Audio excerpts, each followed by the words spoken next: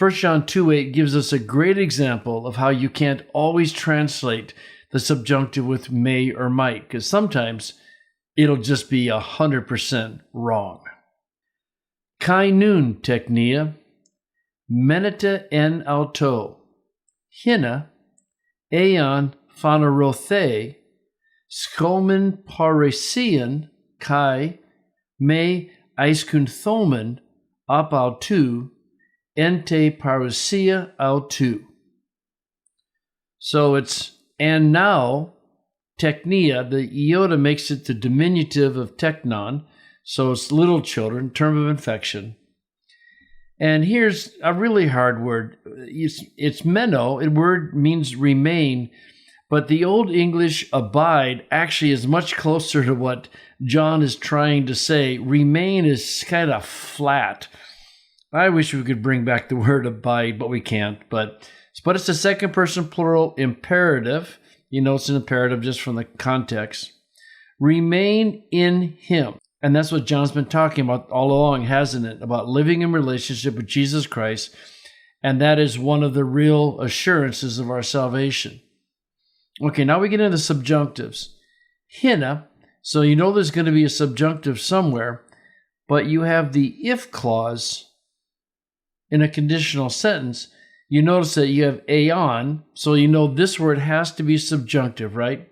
So it's in order that if, how are you going to do with this? If you say, if he might be revealed, right? It's the aorist passive of phanerao. What'd you just say?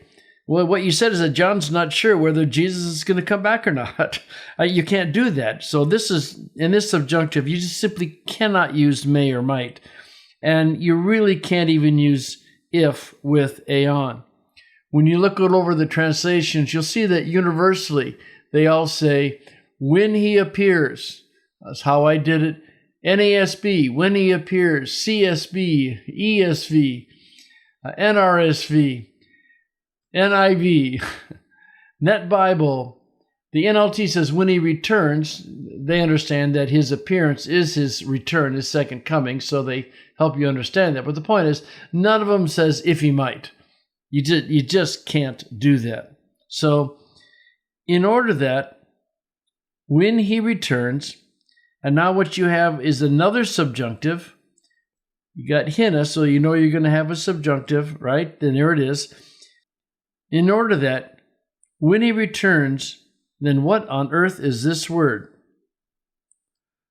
Well, you have your lengthened vowel because of the subjunctive, and you have sigma he. If you've been learning your roots, you'll know that this is the root of echo, right? Echo. And so this is your aorist active subjunctive of echo. It's interesting that you'll see that there's a variant right here. And by the way, the dot in there wants to, let me clear some of this up here. What it means is that this indicates that this word has a variant, and they use the dot in there to say, well, this word also has a variant. If you go back to the text, you can see that the variant on aeon is hatan. In other words, some Greek scribes really saw that the if wasn't appropriate, so they wanted to say when. And the variant for the skomen is echomen, is the present tense. You can see that the original hand of Sinaiticus has a present. This is an aorist, but those are the variants. So in other words, in order that, this is why you're to remain in him, that when he appears, that then you have confidence, and you have a compound, not only confidence, but you will not be ashamed. And there's several ways that you can translate this.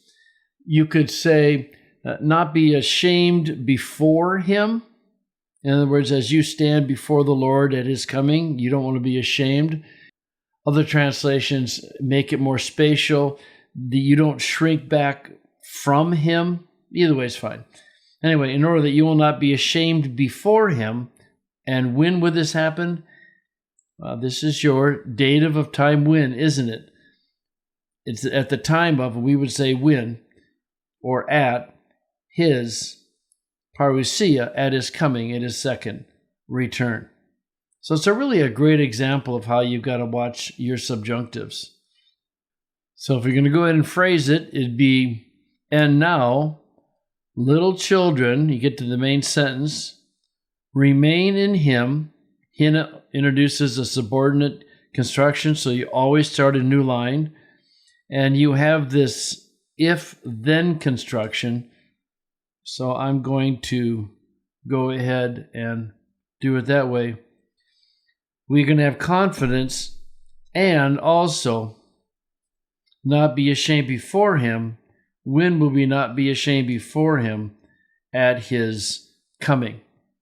So if we can indent some stuff, the menita and auto is your main thought.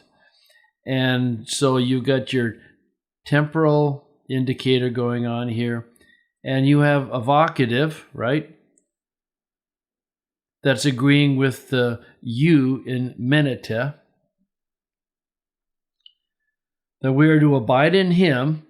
The hina tells us why we are supposed to do that. So that should be indented as well. And then you have this if-then clause. So we're going to do it something like this. And if the variant indicators are confusing, maybe we'll just get rid of them for now. In order that when he appears, we might have confidence before him. And if I had room on my screen, I would probably put the chi on its own line. But I don't have room, so there's your parallelism. And when will you not be ashamed? At his coming. And so it's, and now, children, remain in him, main thought. Why do you remain in him? Well, it's so that when he appears, two things are going to happen. You will have confidence at his appearance, and the inverse of that is that we will not be ashamed before him when at his appearance. And you notice you have these related words here. So it's yet another encouragement to remain faithful to Christ because he is going to come, and we want to have confidence at his appearance and not be ashamed.